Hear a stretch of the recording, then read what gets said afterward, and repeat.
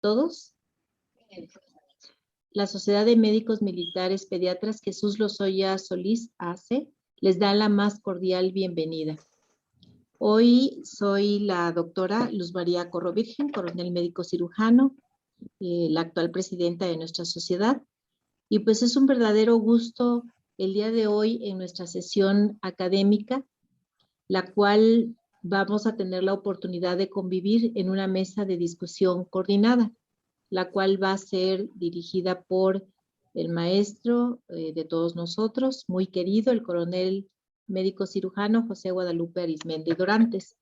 El doctor es el encargado de lo que es nuestro comité científico. Él es egresado de la Escuela Médico Militar, neonatólogo, egresado del Instituto Nacional de Perinatología y tiene una maestría en educación, y actualmente él fue uno de los grandes impulsores en estos temas en los cuales nosotros consideramos que tenemos un gran reto delante de nosotros.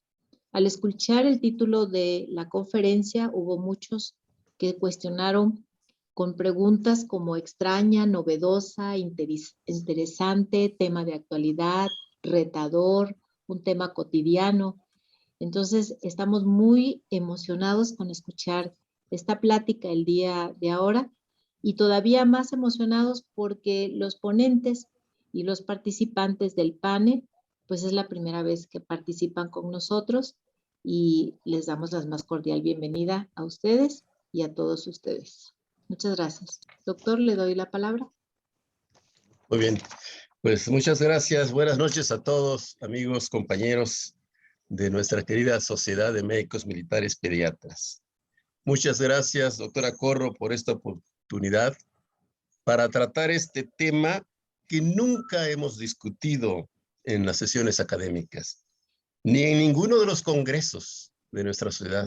Y vaya que ya muchos años. Estamos que es un tema novedoso para nosotros y creo que va a resultar muy interesante. Un día llegó una mamá a mi consultorio y me dijo, oiga, doctor, quiero platicar con usted algo muy importante de mi niño. Ah, sí, señora. Y dije, ¿tiene diarrea o alguna cosa, una infección respiratoria? O sea, dice, pero quiero que mi niño se quede allá afuera mientras yo le platico. Ah, caray, ¿qué se trata? Y lo primero que me dijo, dice, fíjese que mi niño se pone los vestidos de sus hermanitas. Y él dice que es niña. Y la señora empezó a llorar.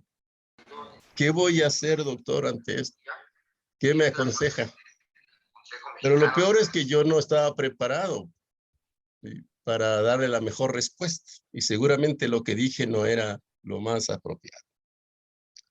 Entonces, por eso esta noche tenemos el privilegio de contar con especialistas sobre el tema, escucharlos, escuchar sus ponencias y los comentarios, a quienes conocen de este tema, que lo han estudiado, que lo han presentado en diferentes foros, que les gusta el tema, apasionados del tema.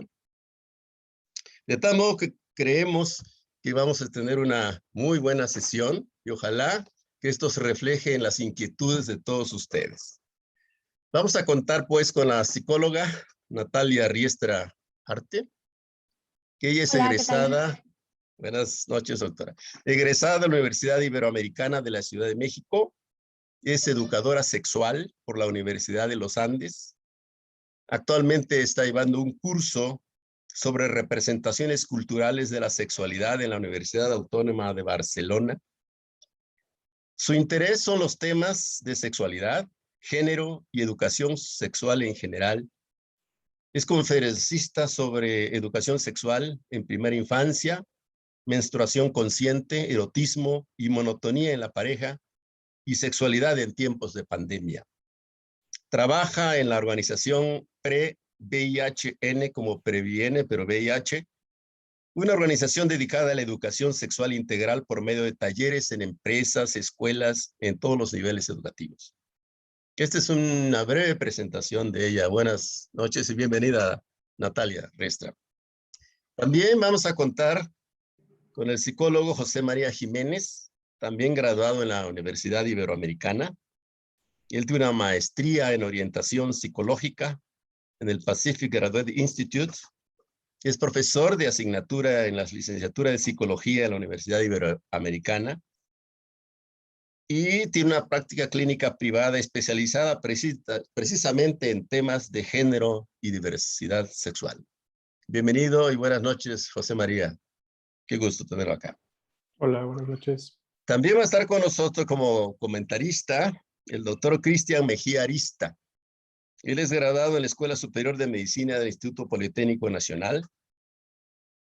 Tiene cursos de posgrados de alta especialidad en foniatría pediátrica en el Hospital Infantil de México. Todos estos son un pequeño resumen del gran currículum que cada uno de ellos tiene.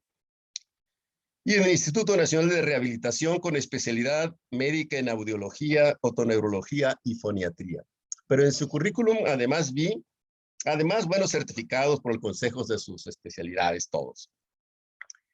Cristian además tiene cursos en derechos humanos y género, masculinidades y lenguaje incluyente y no sexista, en diversidad sexual y en protocolos de atención médica a pacientes LGBTTI.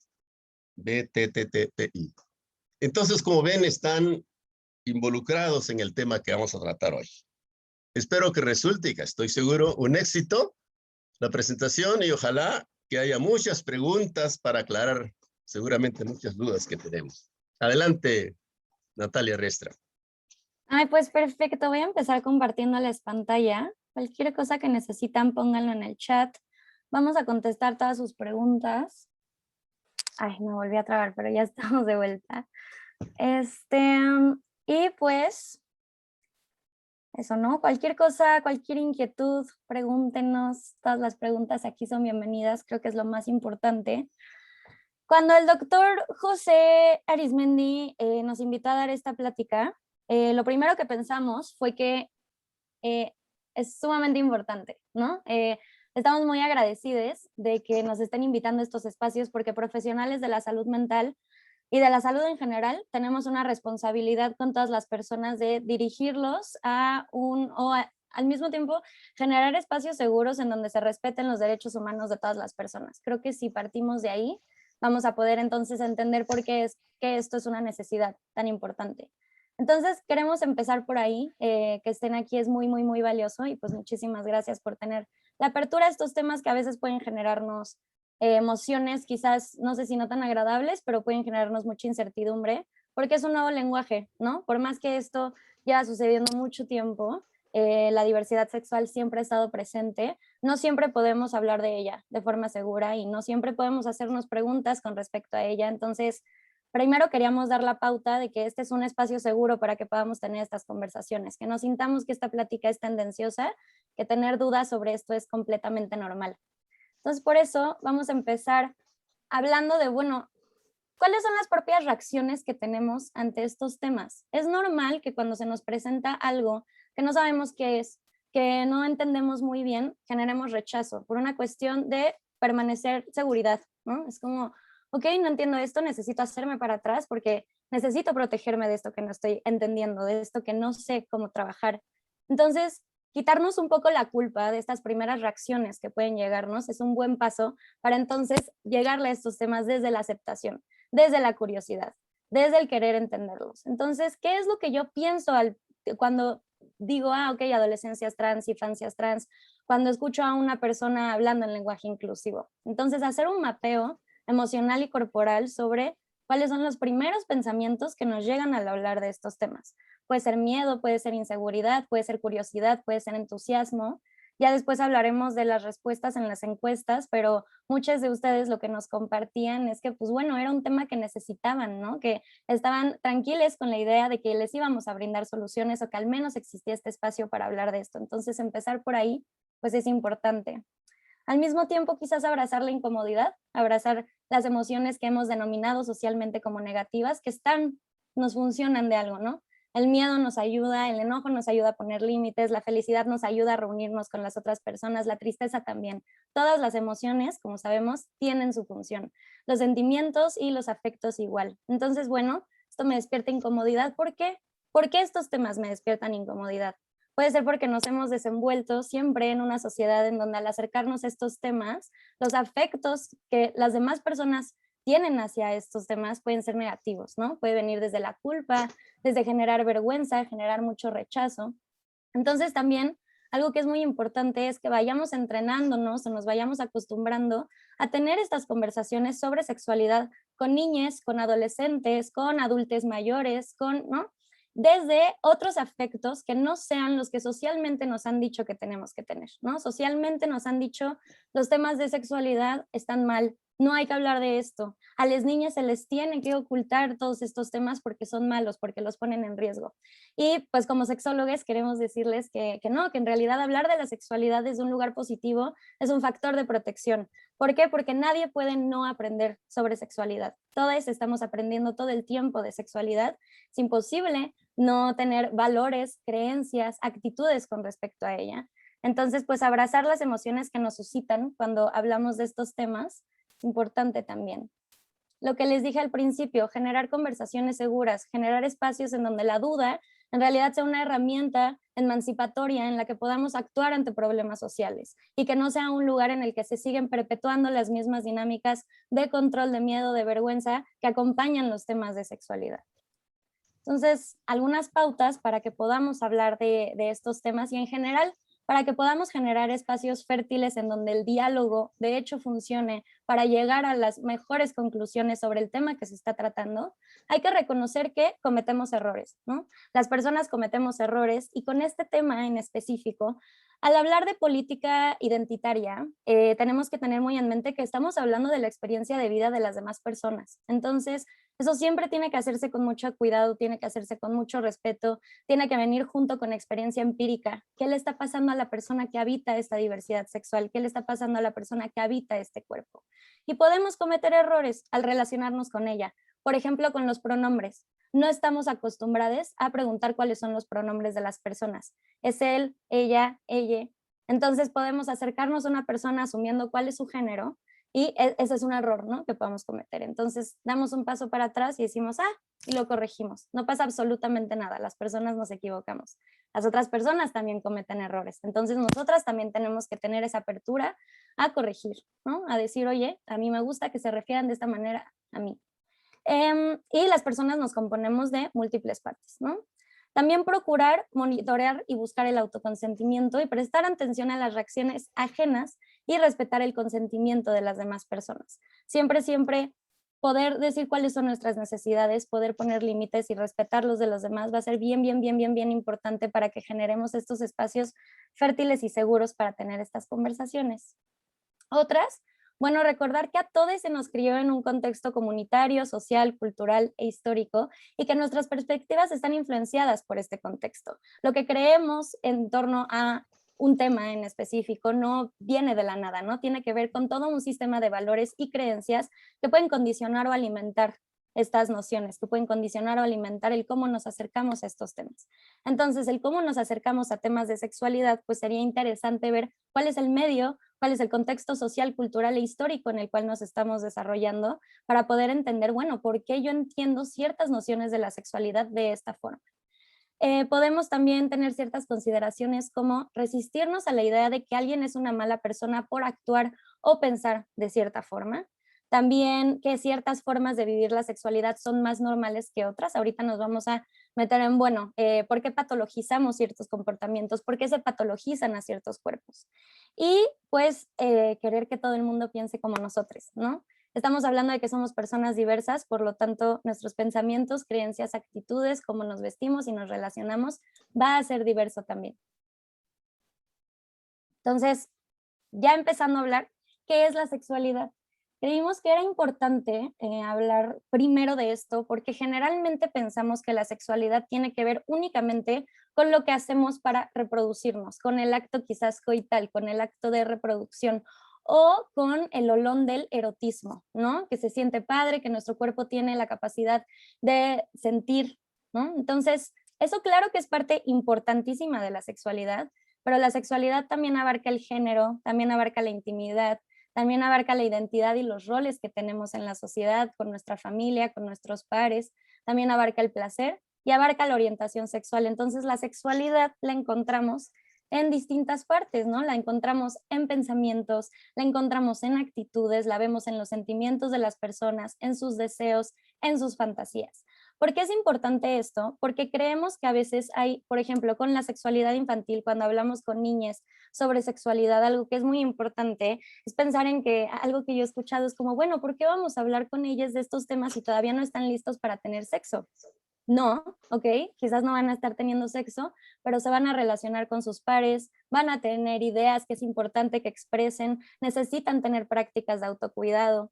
Entonces, entender que la sexualidad abarca mucho más que la parte del erotismo, nos ayuda a darles herramientas y estrategias a las personas para que puedan vivir esta sexualidad de forma integral y libre, ¿no? Basada en derechos humanos, saludable, responsable, etc. Chema, ¿quieres continuar? Sí. Pues yo les quiero platicar acerca de la noción de paradigma, que esta imagen ya está muy choteada, pero seguro han escuchado alguna vez esta historia de un pez que pues vive en el agua, está nadando en el agua y no sabe que está en el agua porque nunca se ha detenido a cuestionarse en qué medio se está desplazando. Los paradigmas son una cosa muy similar. Son como toda esta serie de ideas y de creencias que parecieran muy invisibles, no nos percatamos de que están ahí, pero que condicionan nuestra manera de ver el mundo. Todas las personas tenemos una perspectiva que está influida por nuestra crianza, por el contexto en el que crecimos, contexto social, cultural, geográfico, en fin, y es como un lente a través del cual nos relacionamos con la realidad. Si tú nunca te detienes a darte cuenta de eso, puedes asumir que la realidad es así, como tú la experimentas y como tú la lees. Ahora, ciertamente también existe esta noción de que hay algo así como una verdad universal, como un paradigma universal, lo cual puede ser problemático porque realmente existen muchos, o es lo que quisiéramos transmitirles hoy, ¿no? Alrededor de la idea de la norma, en el cuestionario que les mandó Natalia, había una pregunta que decía si sabían lo que quería decir heteronorma.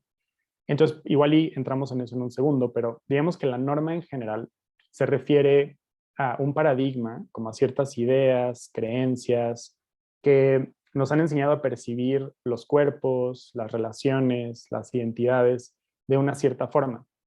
El tema es que, como son una serie de creencias, pues no es que estén como escritas en piedra en algún lugar, no son tan tangibles, no las podemos ver. Entonces, desde ahí operamos y vemos la realidad de una cierta forma.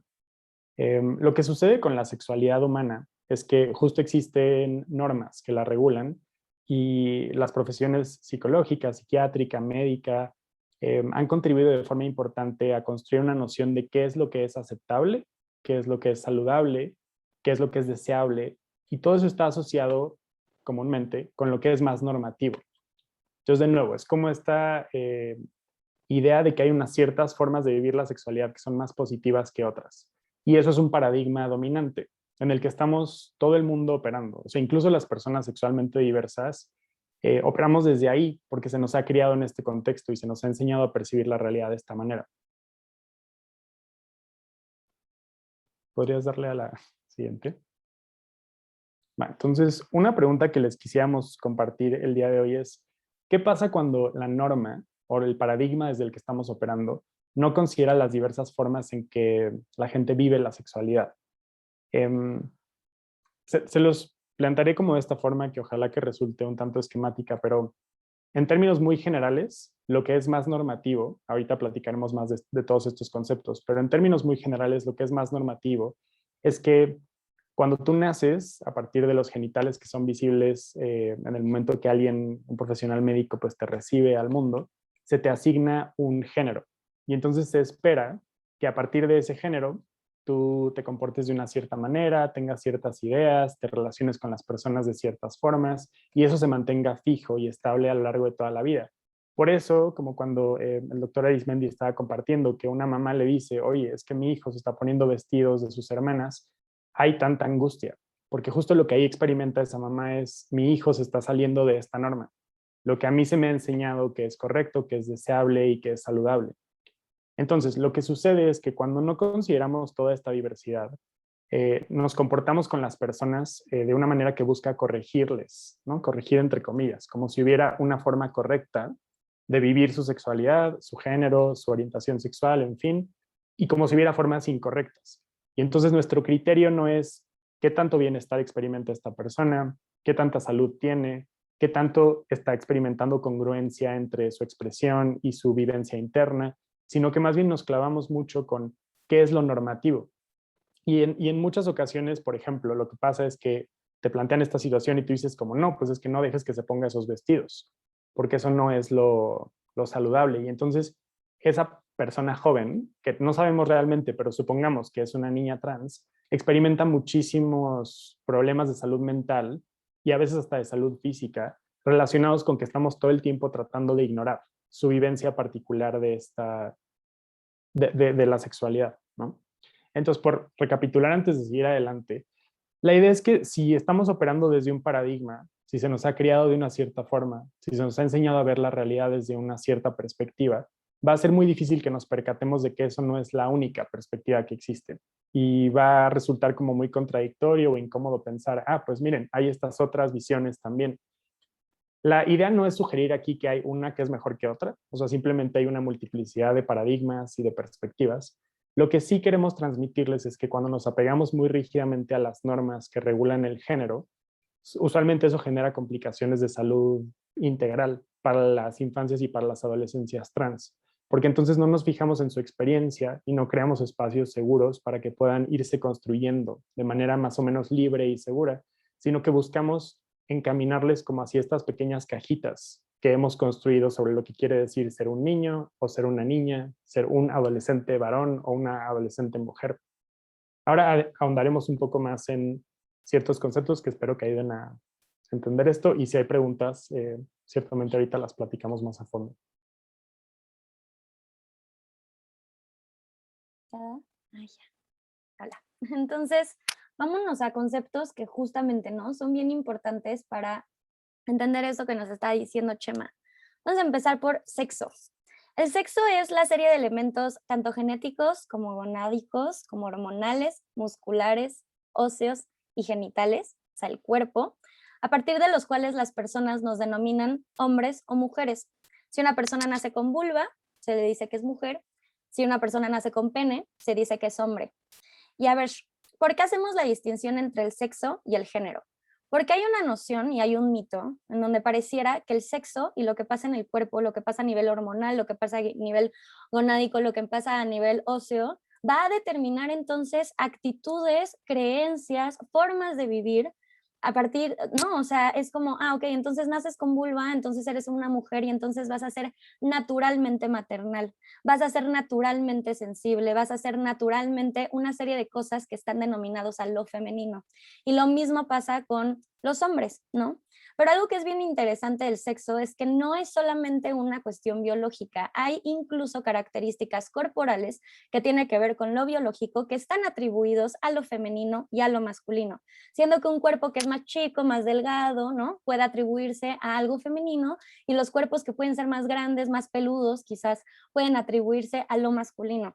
Pero aquí es en donde queremos que empezamos a disminuir todo esto como un pollito, en donde entendamos que, bueno, está conformado por distintas partes, ¿no? Lo otro entonces sería el género.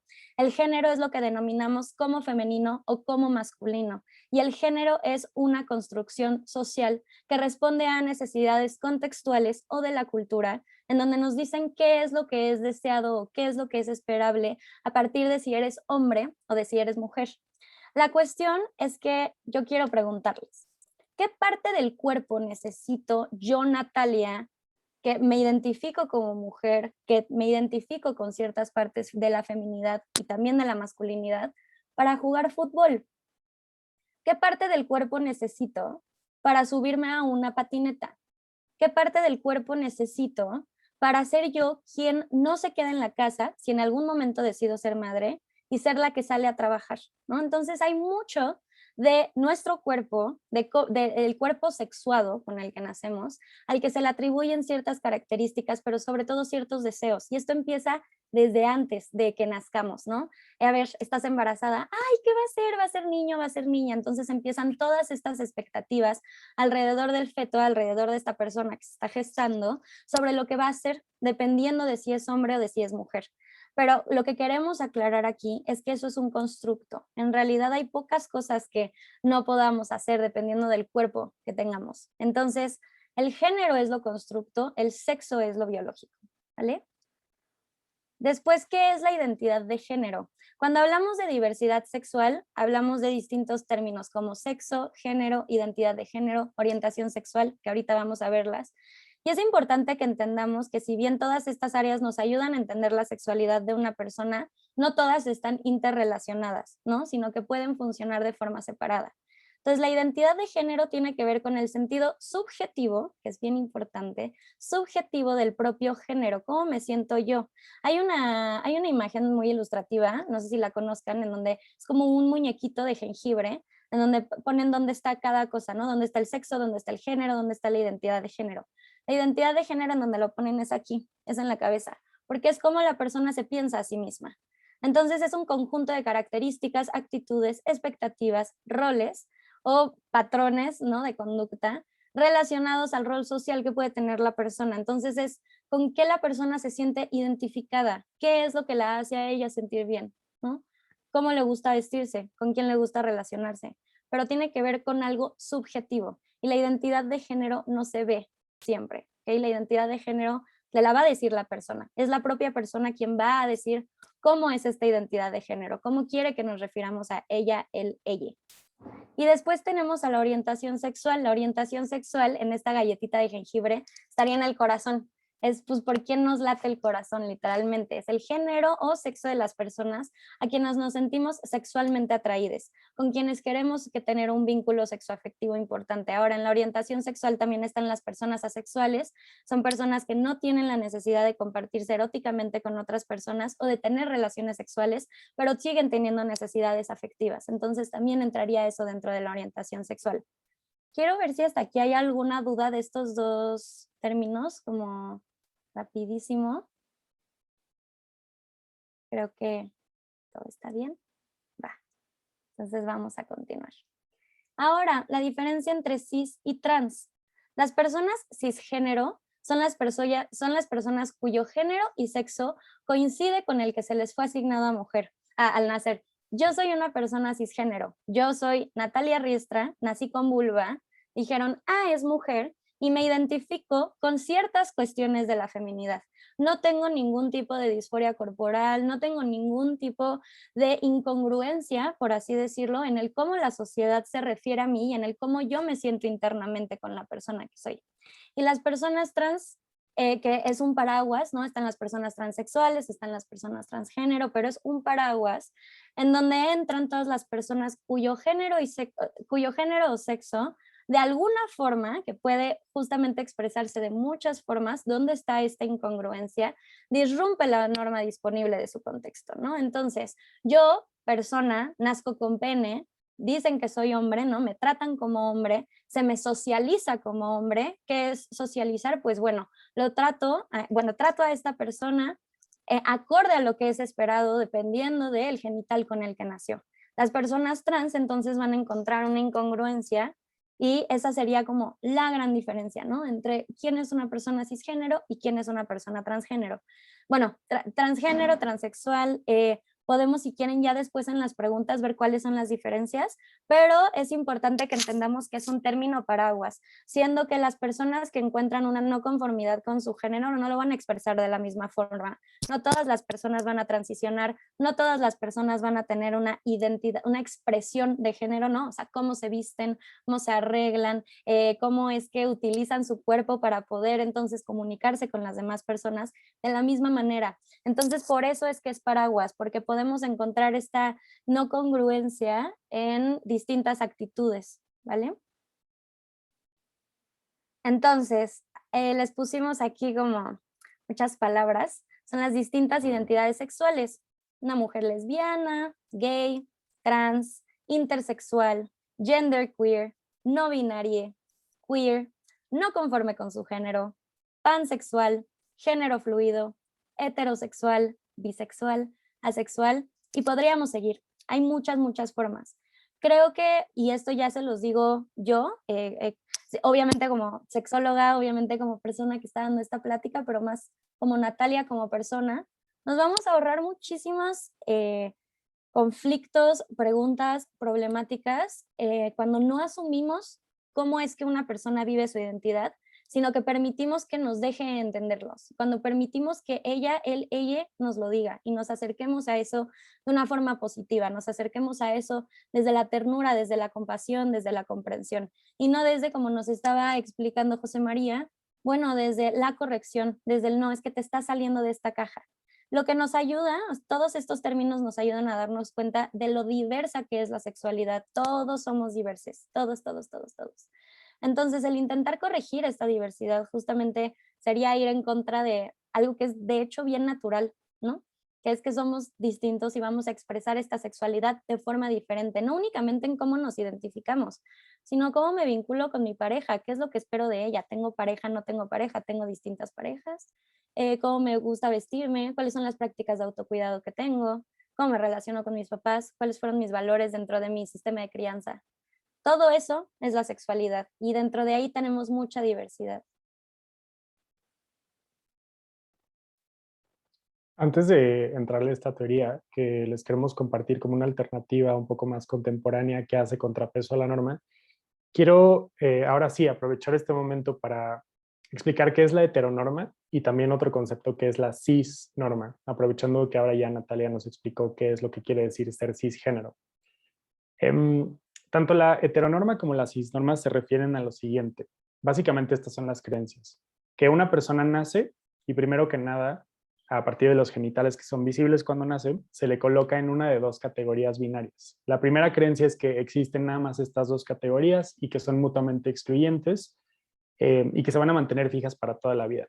Entonces, si tú naces con vulva, y eso es visible cuando cuando acabas de nacer, se te asigna como mujer, se asume que te van a traer los hombres y también se asume que te vas a portar de ciertas maneras muy específicas a lo largo de toda la vida, ¿no? Justo como decía Natalia, que vas a ser más maternal, que vas a ser más cuidadora, que vas a expresar menos tu enojo, que vas a ser un poco más pasiva, que, en fin, ¿no? Como toda una serie de ideas acerca de lo que quiere decir ser mujer. Por otro lado, si tú naces con pene y con testículos, se te asigna como hombre, se asume que te van a traer las mujeres y que te vas a comportar de ciertas maneras muy específicas a lo largo de toda la vida, ¿no? Que vas a ser proveedor, que vas a ser enojón, que vas a ser fuerte, que vas a resolver tus problemas por tu cuenta, que vas a tener muchas parejas sexuales, que nunca vas a manifestar debilidad, en fin, toda otra serie de cosas. Entonces, tanto la heteronorma como la cisnorma se refieren a esto, ¿no? Como a esta serie de creencias acerca de cómo vamos a ser las personas. Y también a la idea de que estas formas son las naturales y son las deseables.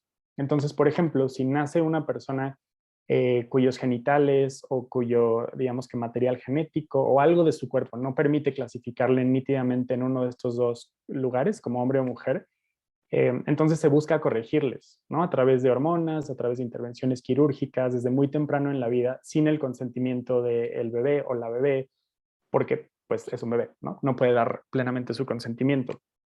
Igual, ¿no? Más adelante en la vida, si alguien manifiesta conductas que no van acordes con el género que le fue asignado, por ejemplo, una niña que le gusta ensuciarse, que le gusta usar pantalones, que le chocan las faldas, también hay como todas estas respuestas de corrección, sutiles y a veces no tan sutiles en la familia, como de qué es lo que está mal contigo. Empiezan también las familias a preguntarse qué hice mal yo, por qué me salió así, ¿no? Mi hija o mi hijo. Igual, si eres un hombre y no eres agresivo, no te gusta el foot, no eres tan activo, entonces también se asume que algo está mal contigo y hay como mucho miedo a que entonces no vayas a pegarte a esos mandatos y otra vez, se hacen muchas cosas para corregir. El tema con todo esto es que, como ahora les explicaba Natalia, la experiencia de muchas personas se puede apegar más o menos a estas normas. Es decir, yo puedo nacer y tengo pene y se me asigna como hombre y a lo mejor en general, a lo largo de mi vida, no tengo muchos conflictos con eso. Digo, pues sí me identifico con esto. Sin embargo, para la gran mayoría de las personas existe incomodidad con esas normas que se le asignan, ¿no? Por ejemplo, se ha estudiado mucho que las personas que son asignadas como hombres, pues tienen mucha más propensión, por ejemplo, al consumo del alcohol, a la ideación suicida, hay muchas dificultades para pedir ayuda, entre muchas otras cosas, ¿no? Y todo eso resulta de que nos queremos apegar muy rígidamente a la idea de ser hombre. Entonces, no sé, yo soy un hombre adulto y de repente me quedo sin trabajo y ya no estoy dando dinero a mi familia y me deprimo muchísimo. Siento que ya perdí como esa identidad. Entonces, en general, creemos que las personas experimentan incomodidad con estas normas cuando son muy rígidas, pero existen ciertas personas que lo viven de forma mucho más intensa. ¿Por qué? Porque, por ejemplo, su identidad de género, esta vivencia subjetiva, no coincide con la que se les asigna cuando nacen. Entonces, no sé, por ejemplo, yo tengo a lo mejor a una persona que nació con vulva y yo desde siempre asumí que era mujer y la empecé a criar como si fuera mujer, tratarla como si fuera mujer, pinté su cuarto de rosa, ¿no? Por decir un cliché, dispuse el espacio de una cierta manera, le permito que manifieste unas emociones y otras no, pero la persona ya desde bastante temprano en la vida no se siente cómoda con eso y dice, yo no me identifico de forma tan lineal con esto que se me ha asignado. Entonces puede ser una persona que empiece a manifestar conductas que son más masculinas, que socialmente entendemos más como masculinas. O que a lo mejor desde temprano en la vida dice, es que yo soy niño, no soy niña.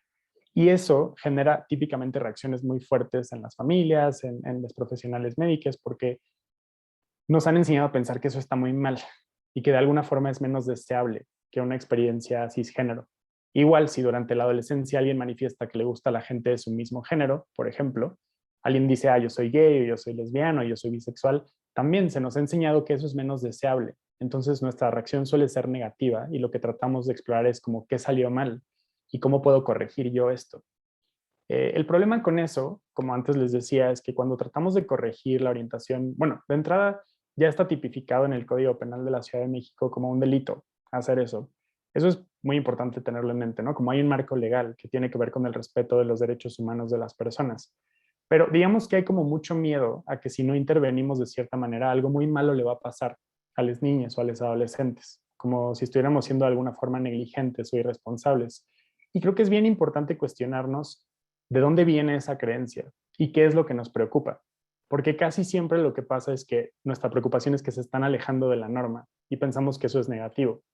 Entonces, esta teoría de las configuraciones sexuales que propuso Sari Van Anders en el 2015 es una que pretende hacerle espacio a toda la diversidad sexual y que nos ofrece una alternativa para tener criterios un poco más específicos para determinar si algo está siendo patológico o no, si está siendo problemático o no, que no tenga tanto que ver con qué tanto nos apegamos a la norma, sino con otras cosas, que ahora les explicaré.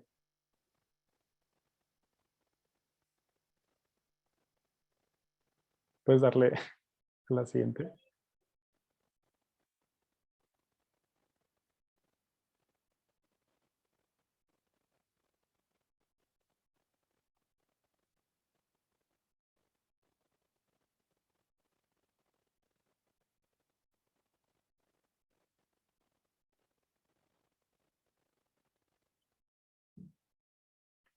Va, súper, ahí está. Muchas gracias. Entonces, los postulados básicos de esta teoría, primero, son que la sexualidad es multifacética, no unitaria. El segundo postulado es que cada persona tiene una configuración sexual que se compone de localizaciones en varias dimensiones sexuales. Ahora les explico esto, ¿no? Pero digo, en términos muy, muy generales podría ser como que es como si nos imagináramos la sexualidad como un gran mapa, como un gran territorio, y que cada persona ocupa un lugar dentro de ese territorio, ¿no? Como que ocupa una localización sociocultural. Y las diferentes dimensiones son justo el sexo, el género, la identidad de género, la expresión de género. Son como toda esta diversidad de lugares que habitamos simultáneamente. Un tercer postulado es que la sexualidad está socialmente situada, es decir, que no hay una configuración que sea mejor ni más permanente que otra, sino que solo hay una gran diversidad, ¿no? Y hay muchas que pueden ser parte de la variabilidad saludable y normal. Y la cuarta es que la sexualidad es dinámica, incluso en cuanto a la experiencia individual. Siempre que menciono este postulado me gusta hacer poner el ejemplo de, o sea, incluso dentro de una experiencia cisgénero, heterosexual, claramente mi experiencia de la sexualidad varía, ¿no? No es lo mismo cuando yo tengo 5 años que cuando tengo 12, que cuando tengo 25, que cuando tengo 40, que cuando tengo 70. Y eso es nada más por el cambio en mi cuerpo y por los cambios en mi contexto, ¿no? Por ejemplo, también si yo tengo una pareja monógama estable, no es lo mismo que si estoy saliendo con muchas personas al mismo tiempo o que si estoy en un contexto en el que no hay muchas personas disponibles, entonces no estoy teniendo ligues o encuentros sexuales. Entonces, la sexualidad realmente, si nos detenemos a pensarlo, cambia mucho. Y no solamente en el caso de la gente trans o de la gente sexualmente diversa, sino en todas nuestras experiencias. Lo que pasa es que entre más nos apegamos a la norma, menos se nos cuestiona y menos ocasión tenemos de preguntarnos por la complejidad de nuestra propia experiencia, ¿no? Por ponerles un ejemplo, es muy común que se pregunte, ¿qué tiene que pasar en la vida de una persona para que no se identifique con el cuerpo que tiene o con el género que le fue asignado al nacer? Pero casi nunca nos preguntamos, ¿qué tiene que pasar en la vida de una persona para que sí se identifique con el género que le fue asignado al nacer? Porque ambos son procesos de construcción sociocultural, ¿no? Ambos implican como toda una serie de cuestiones que operan a nivel como social, individual, biológico. Es solo que algunas experiencias nos parecen más naturales, entonces no cuestionamos tanto. Entonces, bueno, esta idea de la teoría de las configuraciones sexuales lo que busca es hacerle espacio a todas las sexualidades, reconociendo que hay unas que son minoritarias y otras que son mayoritarias. Pero justo reconociendo que están posicionadas de forma relativa una a la otra, ¿no? Entonces no es como que una es mejor o peor que la otra, simplemente existen como en este gran mapa de la sexualidad. Y es una teoría que pretende prestar atención tanto a las generalidades como a las particularidades. Es decir, no vamos a descartar que la mayoría de las personas en el mundo son cisgénero, son heterosexuales, pero tampoco vamos entonces a pensar que no existen las personas que son no heterosexuales o que son transgénero. Es decir, reconocemos que existen todas y que estas sexualidades, algunas son pues mayoritarias estadísticamente y otras no, pero realmente comprenden como el gran mapa de la sexualidad. Ahora, otra cosa que propone esta teoría es diferenciar entre estos tres componentes. Por un lado está la identidad, esto es las etiquetas que usan las personas para describirse, las comunidades a las que pertenecen, sus afiliaciones políticas, son como estas palabras que les había puesto Natalia en una diapositiva anterior. Por otro lado está la orientación, que son nuestras aproximaciones, atracciones, fantasías, intereses, en particular respecto a las parejas que queremos tener o la gente que nos resulta atractiva. Y por otro lado están las conductas, que ya son como cuestiones mucho más tangibles. No necesariamente tienen que estar alineadas todas, ¿no? O sea, yo, por ejemplo, me puedo identificar como bisexual y a lo mejor en términos de mi fantasía, como de mi orientación, digo, me encantan como personas de diferentes géneros, pero en mi conducta solamente salgo con mujeres o solamente salgo con hombres, ¿no? Y no necesariamente todo esto se tiene que alinear de forma muy nítida.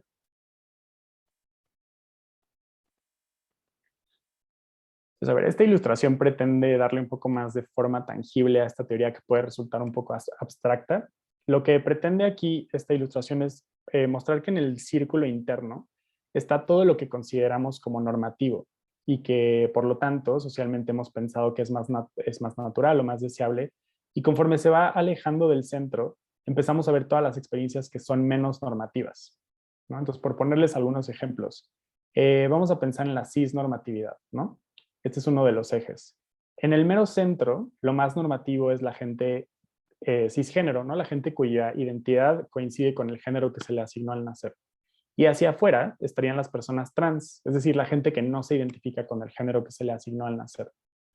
Otra más es la heteronormatividad, es decir, entre más cerca del círculo interno estás, pues eres heterosexual, entonces no te peleas o tienes mucho conflicto con las normas en tu contexto, y entre más te alejas, digamos que tu orientación sexual es como más abierta, ¿no? Puedes ser gay, puedes ser lesbiana, puedes ser pansexual, puedes ser bisexual, puedes ser asexual, ¿no? Es como te alejas de lo que es esperable. Ahora, lo que este esquema pretende es considerar que existen todas estas diferentes localizaciones y que no hay necesariamente una que sea mejor que otra. Es decir, no es que alguien que sea asexual sea mejor o peor que alguien que tenga mucho deseo sexual. No es que alguien que sea pansexual sea mejor o peor que alguien que sea heterosexual. No es que alguien que tenga alguna discapacidad sea mejor o peor que alguien que no la tiene. No es que alguien que sea monógame sea mejor o peor que alguien que no es monógame, ¿no? Como que todo el mundo tiene un lugar dentro de este esquema. Pero existen ciertas pautas que usamos para determinar si algo es saludable o no. Nada más que no es, o sea, el tema aquí no es si nos apegamos a la norma, sino que son otras distintas. Entonces, bueno, ¿podrías regresar un segundo? Perdón, solo quisiera decir esto. Las pautas que quisiéramos sugerirles que se pueden usar para determinar si algo es saludable o no, primero que nada tienen que ver con los derechos humanos básicos, ¿no? Es decir, si se están respetando los derechos humanos de las personas implicadas, eso es un muy buen primer criterio. Más específicamente existe una declaración de los derechos sexuales, que no sé si ustedes conocen, pero creo que estaría muy bien que se echaran un clavado. Fueron propuestos por la Asociación Mundial para la Salud Sexual, y es como una versión más específica de derechos humanos relativos a la sexualidad.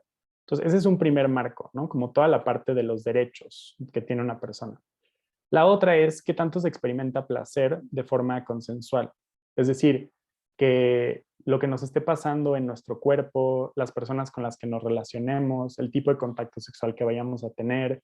Y para hablar acerca de la niñez y de la infancia, podemos pensar más bien como qué tanto se alinea nuestra identidad con nuestra expresión, es decir, qué tanto la forma en que se refieren a mí me hace sentido o no, qué tanto la ropa que me permiten ponerme me hace sentir bien o no, qué tanto los roles que se me permite jugar en mi familia o en la sociedad me vienen bien o no. La idea sería que la persona experimente bienestar, y para eso es bien importante, como decía Natalia hace rato, escuchar, ¿no? Como hacerle espacio a la vivencia de la persona, ¿no? Pensando en lo que compartía el doctor Arismendi al inicio de la plática, una muy buena recomendación ahí es empezar por platicar con esta pequeña. Digo, no sabemos todavía cómo se va a identificar, pero platicamos con él o con ella para preguntarle, cuéntame, ¿qué te gusta de los vestidos? ¿Cómo te sientes tú? Como explorar un poco cómo está haciendo su experiencia, ¿no? Como de la sexualidad.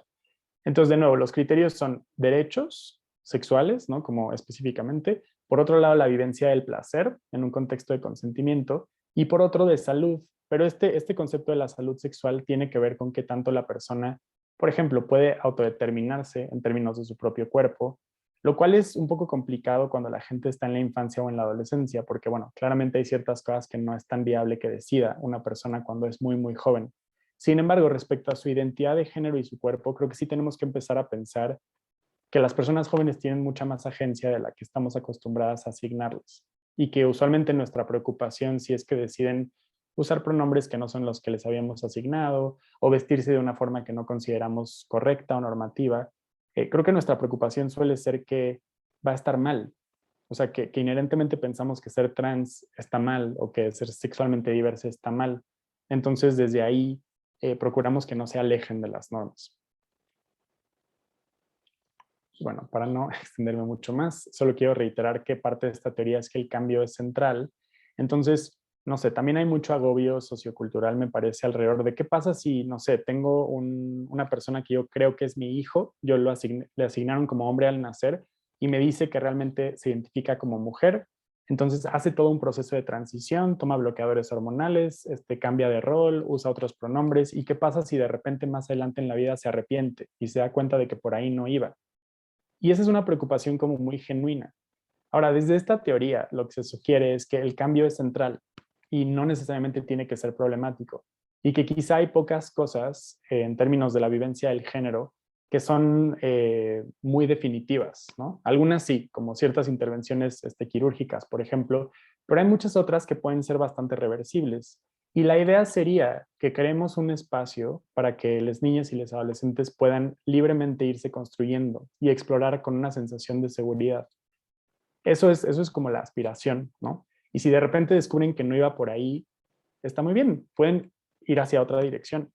Pero es mucho más viable que encuentren bienestar si les acompañamos desde ese lugar, que si tratamos de forzarles a estar en un camino que no es el que les viene bien o el que no sienten congruente con su propia experiencia. Bueno, entonces, retomando, todos somos sexualmente diversos. En la heterosexualidad hay diversidad, o sea, como que pareciera que en la cis no hay, y cuando estamos hablando de todo este paraguas trans no binario, entonces es en donde está la diversidad, pero es de entender que todas las personas somos diversas.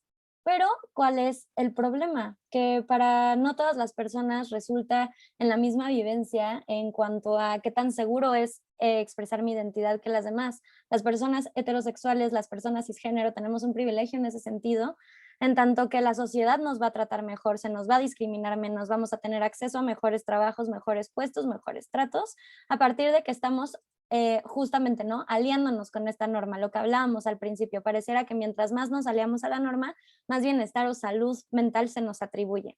Entonces les ponemos esta foto de la doctora María Elizabeth. Ella fue asesinada El 19 de junio del año pasado, ella era médico en el Hospital Siglo XXI, es una mujer trans, era una mujer trans. ¿Por qué entonces hay cuerpos, si todas, todos, todes somos sexualmente diversos? ¿Por qué hay cuerpos a los que matan? ¿Por qué hay cuerpos que encontramos en las calles? ¿Por qué hay cuerpos que no pueden salir libremente a caminar? ¿Por qué hay cuerpos que reciben menos atención médica, psicológica? ¿Por qué? Es una pregunta. Entonces, por ejemplo, en México, un alto porcentaje de la población trans se encuentra desempleada y en general las personas trans tienen empleos precarios y viven acoso laboral por parte de jefes, compañeros, pares, clientes, ¿no? México ocupa el segundo lugar en el mundo en asesinatos de personas trans.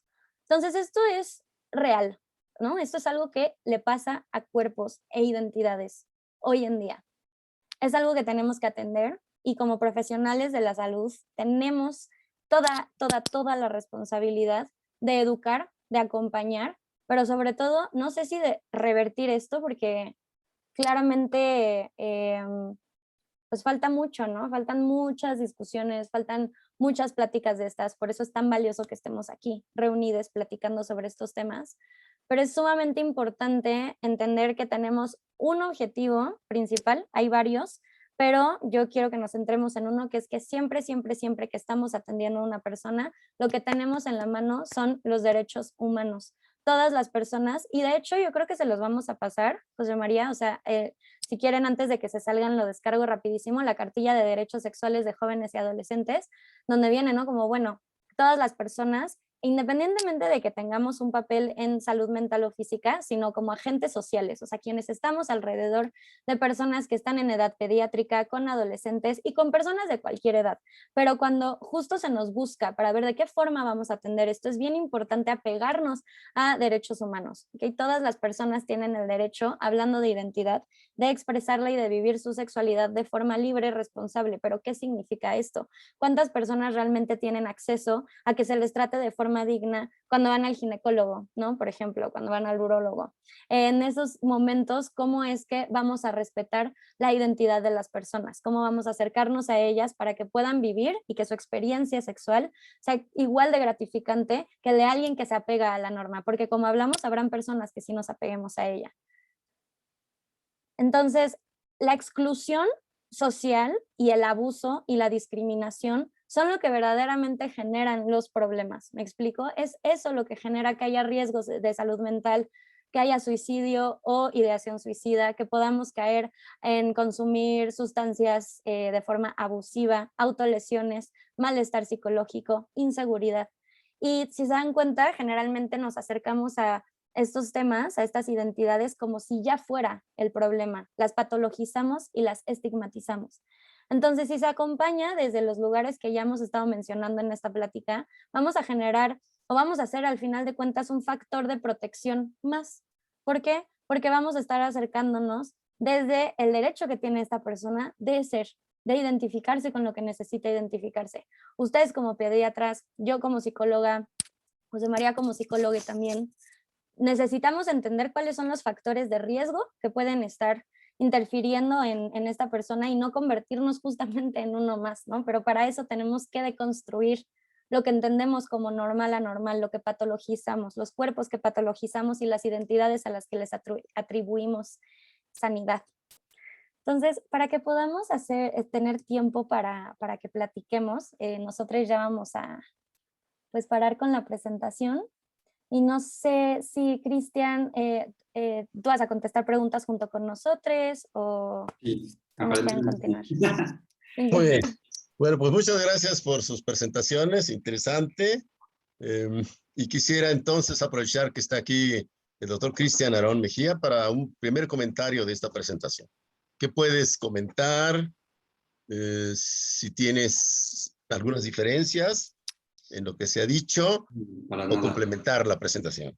Realmente creo que la forma en cómo se presentó ahorita el tema sobre diversidad es la forma en cómo debería de realizarse. Es muy importante que todos tengamos en mente cuáles son las precisas diferencias entre sexo, género, identidad de género, expresión de género, todo ese tipo de cuestiones. Cuando estudiamos la mayoría medicina, pocos tuvimos la oportunidad de llevar alguna materia en la cual se nos empezara a educar sobre temas de sexualidad. Realmente en la educación médica yo tuve la fortuna de tener cierta aproximación ante temas de sexualidad durante la licenciatura y posteriormente se fue. Yo me empecé a acercar más a los temas de derechos humanos, de lenguaje inclusivo y no sexista y de atención a la población diversa, porque justamente en uno de los lugares en donde yo trabajo estamos acreditados como una unidad con atención incluyente y no sexista. Y justamente parte de nuestra atención es justamente aprender a tratar a la persona como debe de ser tratada. Y justamente dentro de la formación que he recibido es poder tomar cursos de la Comisión Nacional de Derechos Humanos, que por fortuna hay varios, justamente para saber qué protocolos poder tener con relación a la atención a población sexualmente diversa, y dentro de esta población están las entidades trans, ¿no? Y ya sea las personas trans binarias o no binarias. De igual manera, la vida me fue llevando a participar de forma breve en un protocolo de investigación internacional que se llama Transversal. Tiene como base en Chile, hay personas de Chile, de Argentina, hay algunas personas mexicanas, justamente que se está investigando cuáles son las necesidades vocales en una persona trans, ya sea una mujer o un hombre trans, binario o no binario. Entonces, ha sido una forma muy explícita y bastante breve de poder explicar la diversidad en la que estamos inmersos todos realmente.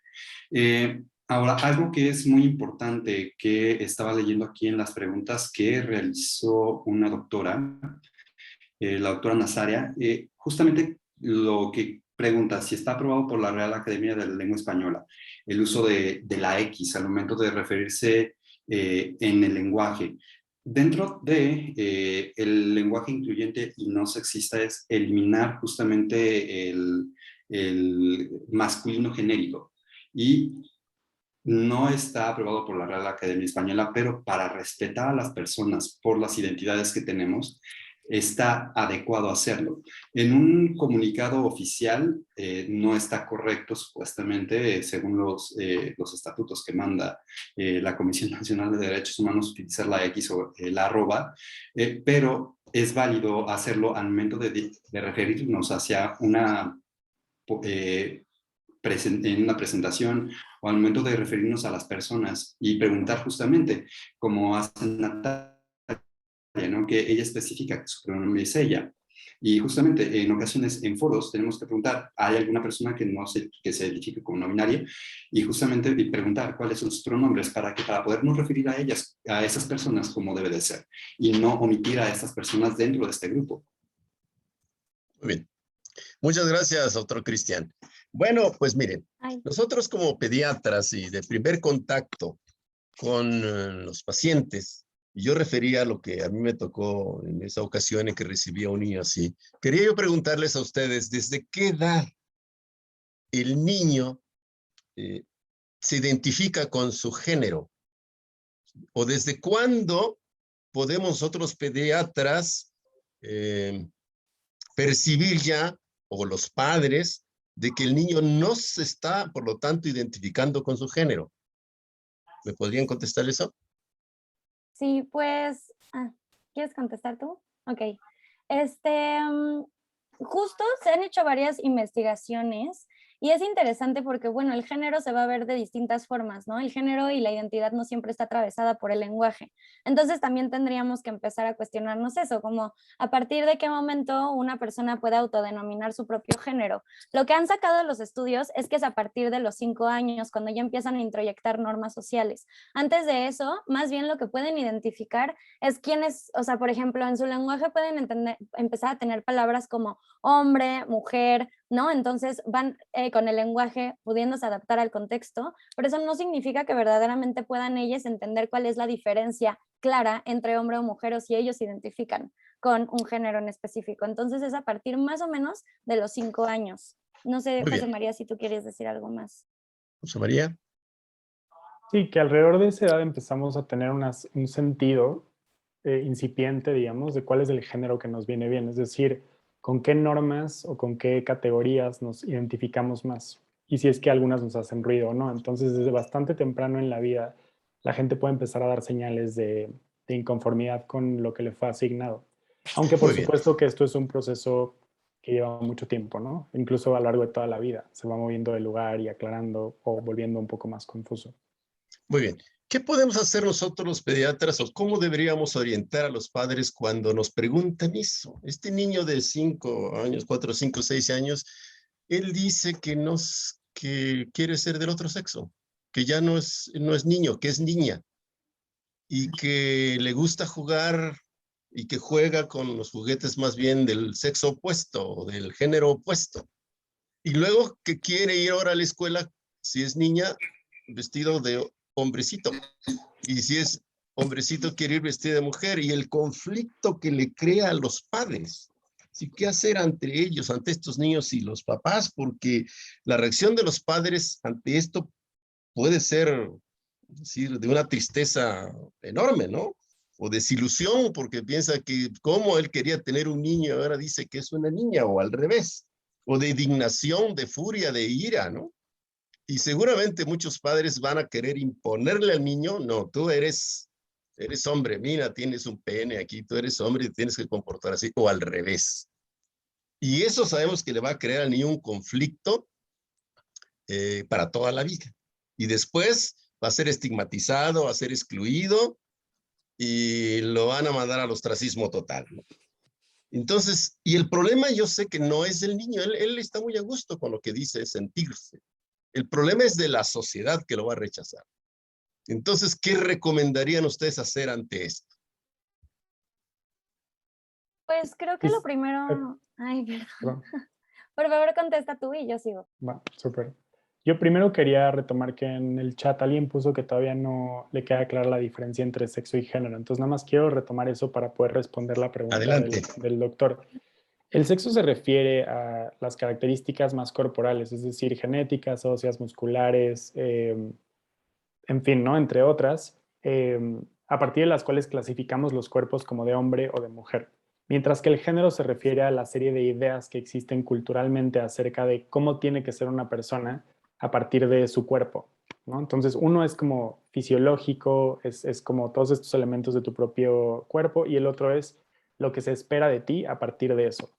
Entonces, bueno, para responder a la pregunta del doctor, creo que lo primero, como ustedes son la primera línea de respuesta, es contener a la familia, ¿no? Hacerle espacio a sus emociones, darles un poco de oportunidad de manifestar su agobio, su tristeza, su enojo, su malestar, en la medida en la que ustedes se sientan capacitados para ello.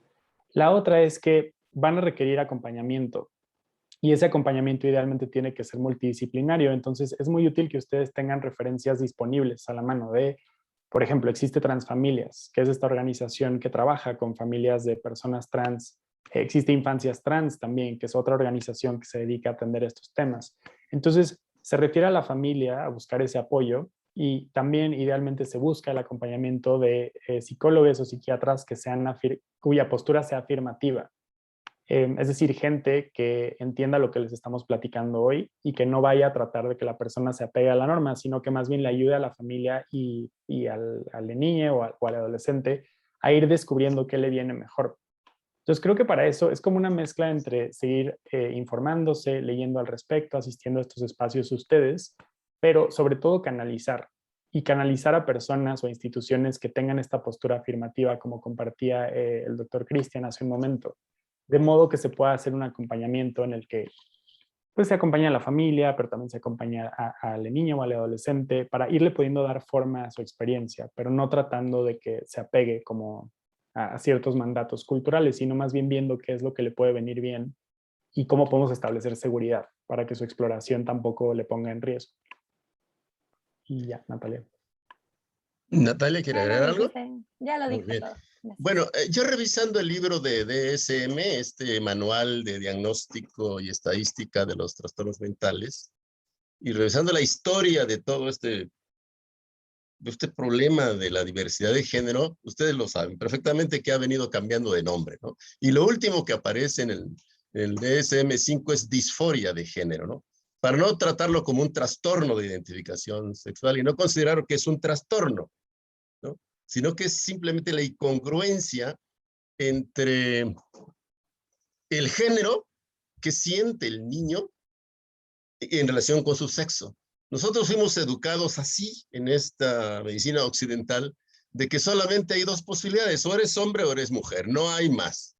Y ahora se sabe, ¿no?, que es un continuo, es un espectro entre el hombre y mujer. Y aquí en medio hay muchas otras posibilidades que son estas. Es una realidad que tenemos que entender.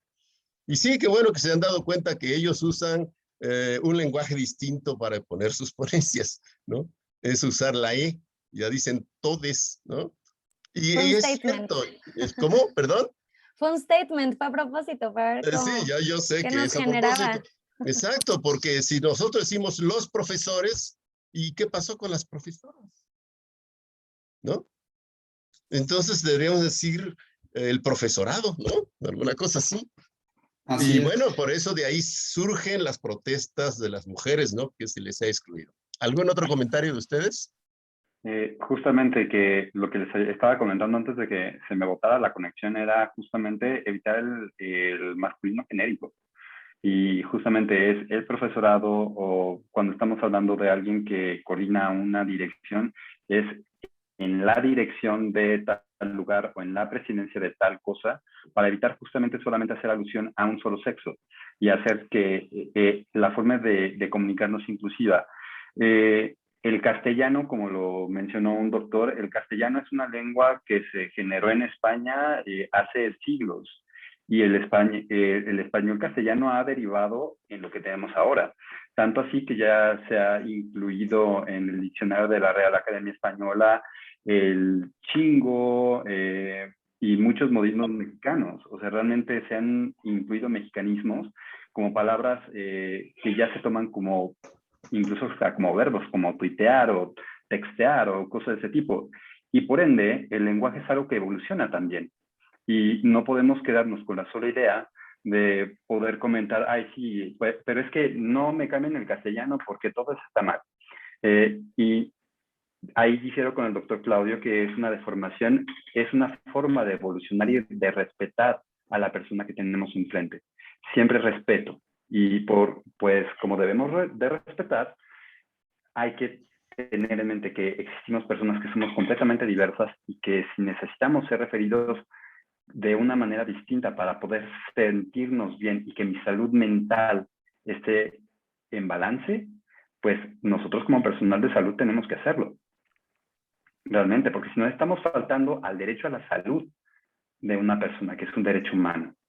Entonces, desde ahí nosotros tenemos que empezar a modificar nuestra forma de pensar con relación al otro, más no desde mi propio sistema de valores, en el que solamente lo que yo pienso se hace y está bien, sino también tenemos que pensarnos en el otro y aprender a ser empáticos con la forma de vivir de otra persona. Si no lo hacemos, estamos fallando en alguna parte como médicos y como seres humanos. Entonces, es muy importante que tengamos eso en mente. Y la flexibilidad de pensamiento que deberíamos de tener todos los seres humanos hacia una evolución positiva de la humanidad, pues tendría que llevarnos a la aceptación de que hay otredades, realmente, que existen otras cosas diversas a mí. Entonces, ahí es donde vamos a empezar. Algo que sería como recomendable que pudiéramos hacer todos nosotros que nos dedicamos a las áreas de la salud, justamente es adentrarnos un poco más en esos temas justamente de derechos humanos, de salud sexual y muchas cosas diversas, y buscar información. Muy bien. Y por fortuna conforme los años. Muy bien. Muchas gracias, doctor Cristian. Parece que también se está cortando un poco ahí la comunicación. Voy a poner unas preguntas del auditorio. Dice Alejandra Segovia, ¿por qué se dice mujer trans? No entiendo si quiere ser mujer. No entiendo. Si quiere ser mujer, se hace una cirugía. ¿Ya es mujer? ¿Alguien quiere contestar esto? Creo que no entiendo muy bien la pregunta. Así está tal textual. ¿Por qué se dice mujer trans? Dice, no entiendo si quiere ser mujer, se hace una cirugía, ya es mujer. Yo quisiera A ver, intentar, ¿qué es una mujer trans? sí, justo quisiera intentar responder A desde ver, ahí, ¿no? muy bien.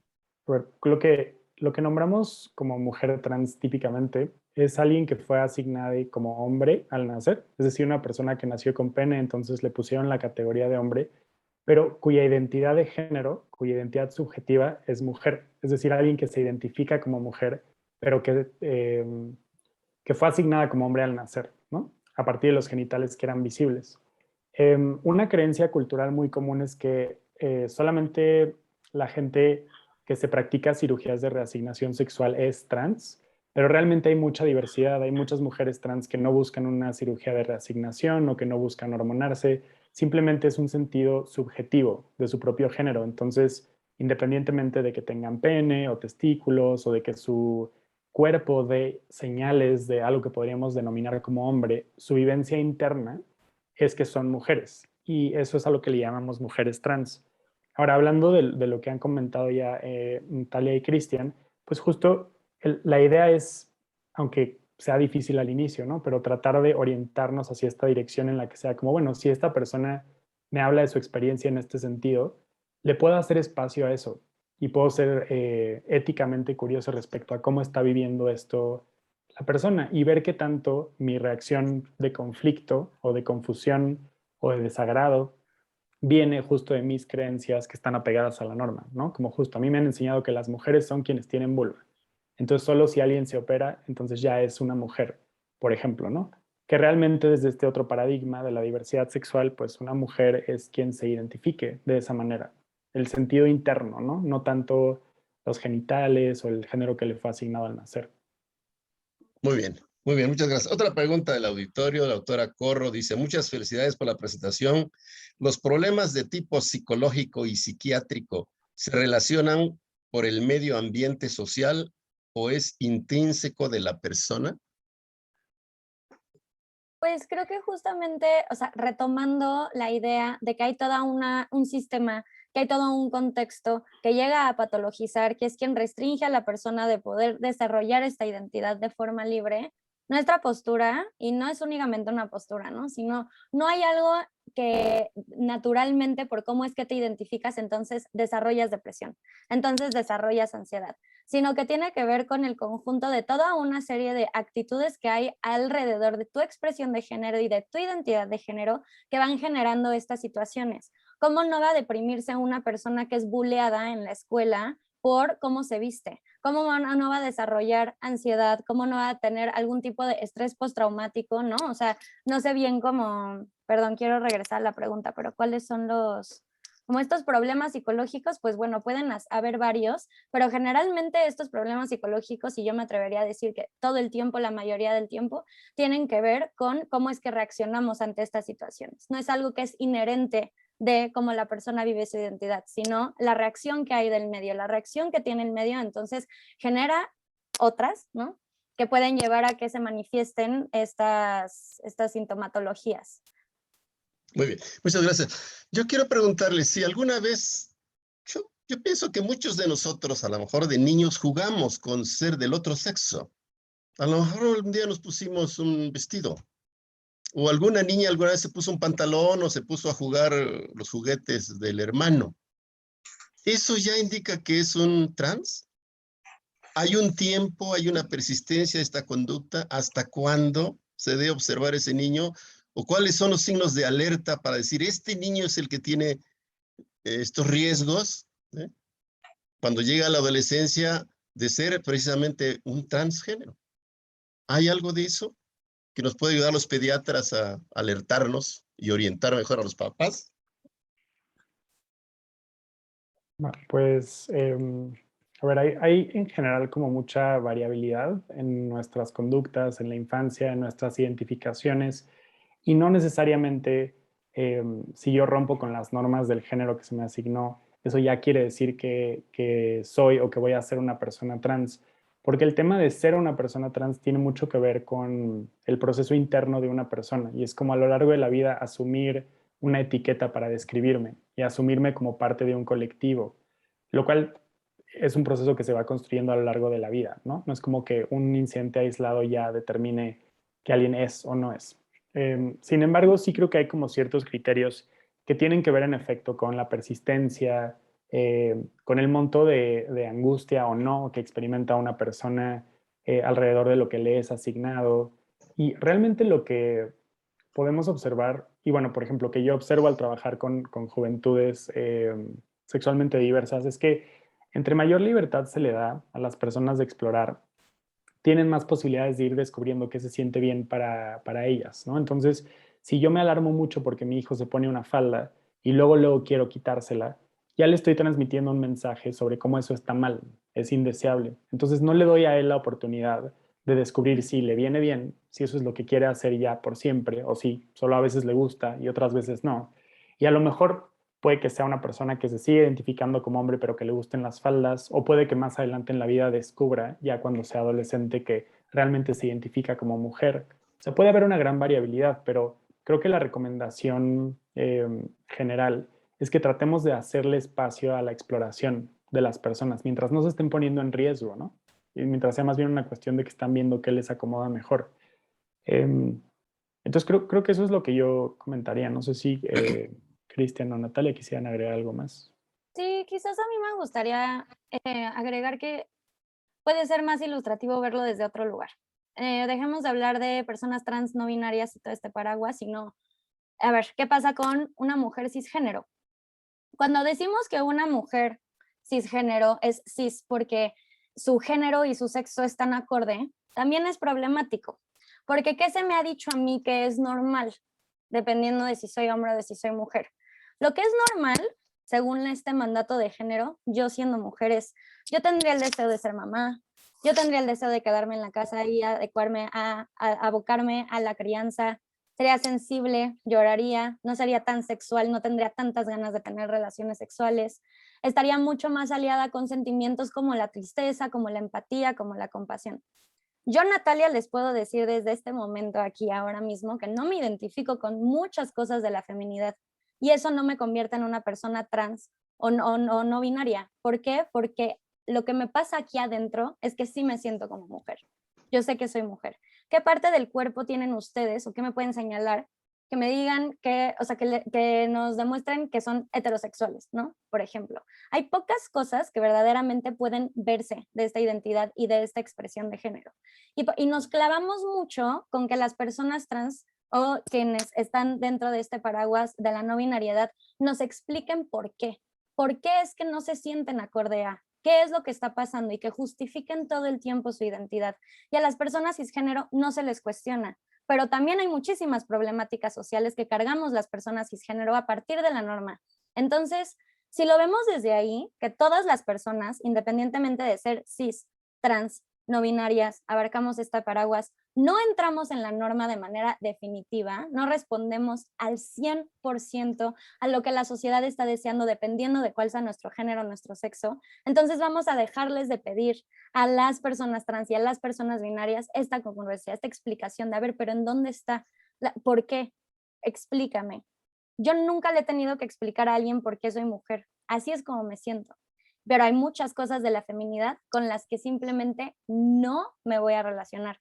A mí no me gusta usar tacones, a mí me encanta jugar fútbol, jugué fútbol toda mi vida hasta que entré a la universidad. Cuando me relaciono de forma sexoafectiva con mis parejas, tengo muchísimos comportamientos masculinos, ¿no? A mí me gusta pasar por ellas porque a mí me encanta manejar, quizás yo les regreso a su casa. Entonces, vamos viendo cómo todos, en realidad, nos salimos de esta norma. Pero es a las personas no binarias, a las personas trans, a quienes se les pide que expliquen por qué es que están viviendo su identidad de esta forma, ¿no? Eso es lo que a mí me gustaría agregar.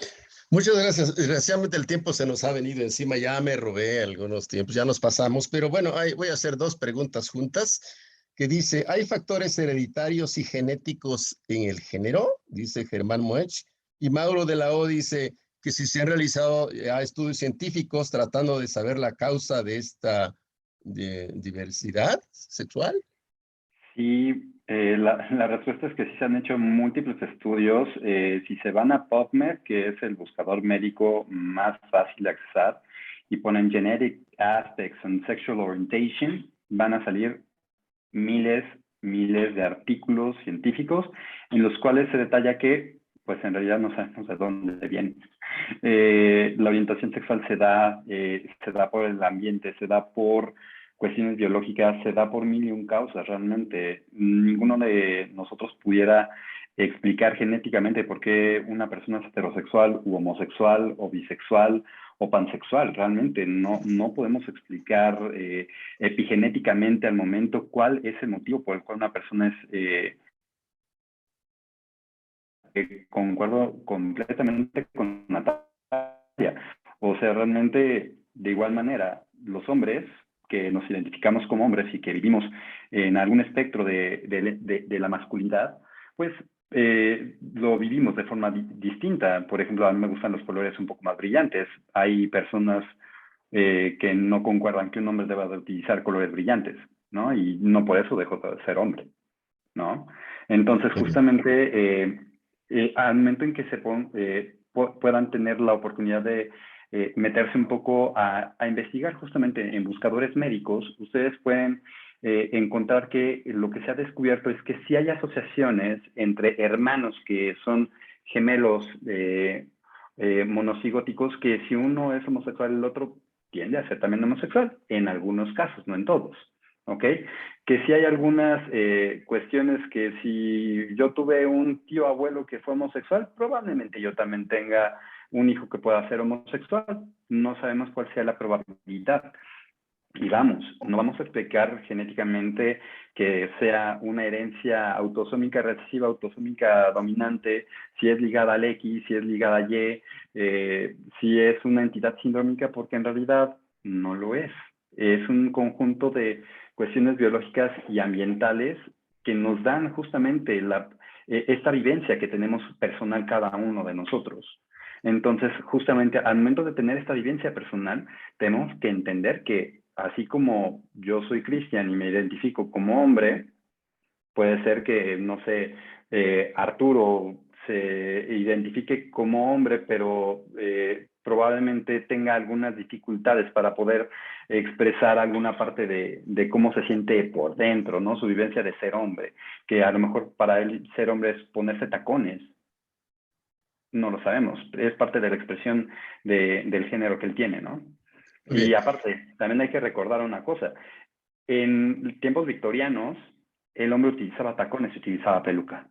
Entonces, ¿cuál es la diferencia en la actualidad? O sea, caray, es muy amplio esta cuestión realmente. Bueno, muy bien, muchas gracias. Desgraciadamente el tiempo se nos ha venido encima. Sé que es un tema muy amplio, muy interesante. Se presta para que aquí nos amaneciera, ¿no? Pero tenemos que cortarlo. Le quiero decir a todos los asociadas, asociados, asociades a esta sociedad que contesten por favor una encuesta que se les va a mandar para que evalúen esta presentación. Le paso la palabra a la doctora Luz María Corro Virgen para cerrar esta sesión, por favor. Agradezco a los ponentes, a Natalia, José María Jiménez, Cristian, su valiosa participación y a ustedes por escuchar esta presentación. Muchas gracias. Buenas noches a todos. Tema muy, muy interesante. La verdad, quedamos con más dudas y con otras expectativas de abordaje de nuestros pacientes. Y yo creo que eso es lo más importante. A veces el no quedar completamente satisfecho con todas las respuestas a las preguntas que nos podemos hacer, yo creo que son las pláticas más valiosas. Como bien comentaba el maestro Arismendi, estos temas generalmente no los habíamos tocado desde el punto de vista científico y en una sesión académica. Y pues se generó una gran expectativa que yo creo que ha cumplido los puntos en los cuales se fijó desde un inicio. Y le voy a pedir a la doctora Altamirano que si puede poner las constancias, ¿las podrás poner, Alejandra? ¿Vale?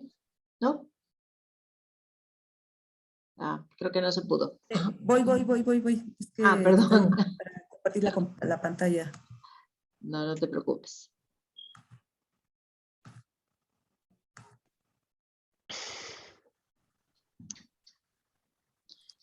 La Sociedad Mexicana, si lo puedes leer, Alex.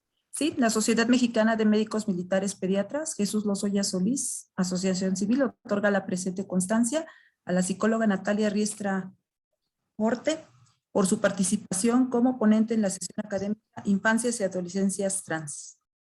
Firma la presidenta, la doctora Luz María Corro Virgen, y la doctora Mónica Pérez Luque, que es la secretaria del 2021. Asimismo, igual para el José María Jiménez Orbañanos y para el doctor Cristian Aarón Mejía Arista. Les damos las gracias a todos. Muchísimas gracias. Gracias, Gracias por Ale. invitarme. Entonces, a todos ustedes, muchísimas gracias por su asistencia y por el entusiasmo que han puesto en cada una de las sesiones que hemos organizado en todo este año. Muchas gracias a todos y buenas noches. Gracias, Natalia. Gracias, Isabel Jiménez, Gracias a Cristian. ustedes. Gracias a todos los participantes. Muchas gracias. Buenas noches. Buenas Buenas noches. noches. Buenas noches a Gracias. todos. Gracias. Buenas noches. Gracias. Mauro, ¿ya te retiraste? Bueno, creo que la pregunta que quería hacer Mauro fue la que escribió aquí, de si había algún trabajo científico al respecto, ¿no? Bueno, pues buenas noches.